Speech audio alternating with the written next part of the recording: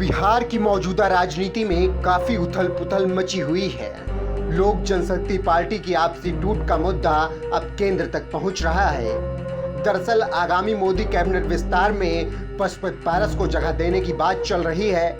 ऐसे में चिराग पासवान ने पटना में प्रेस कॉन्फ्रेंस कर कहा कि एलजेपी कोटे से निष्कासित सांसद पशुपति पारस को अगर केंद्रीय मंत्रिमंडल में शामिल किया गया तो मैं कोर्ट जाऊंगा, क्योंकि पार्टी का राष्ट्रीय अध्यक्ष मैं हूं और पार्टी भी मेरी है।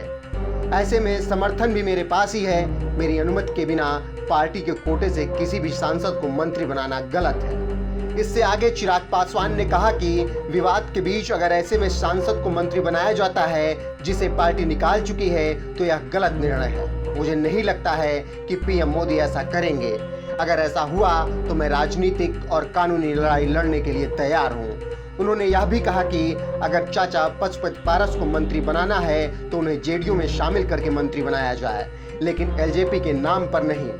वहीं केंद्रीय मंत्रिमंडल विस्तार के बाद सबसे पहली टूट जनता दल यूनाइटेड में ही होगी और नीतीश कुमार की सरकार 1.5-2 साल से ज्यादा नहीं चल पाएगी। जिन लोगों ने रामविलास पासवान के विचारों को कुचला है और अलग गुट बनाया है, उन्हें तुरंत पार्टी से निष्कासित कर दिया गया है। उनकी प्राथमिक सदस्यता भी रद्द कर दी गई है और पूरी जानकारी चुनाव आयोग को भेज दी गई है।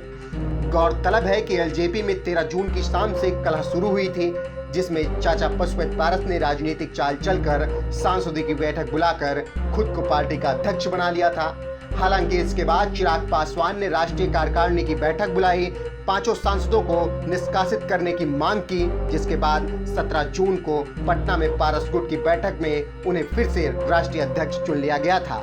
मौजूदा वक्त में चिराग पासवान पिता रामविलास पासवान की जयंती मनाने के लिए बिहार पहुंचे हैं, जहां उन्होंने हाजीपुर से आशीर्वाद यात्रा निकालकर पिता को याद किया है और लोगों के बीच पहुंचे हैं। लेकिन देखना अब यह होगा कि मौजूदा कैबिनेट विस्तार में सरकार क्या निर्णय लेती है और अगर पशुपति पारस को मंत्रिमंडल में जगह मिलती है तो चिराग पासवान उस पर क्या एक्शन लेते हैं। ब्यूरो रिपोर्ट, नमन सत्य न्यूज।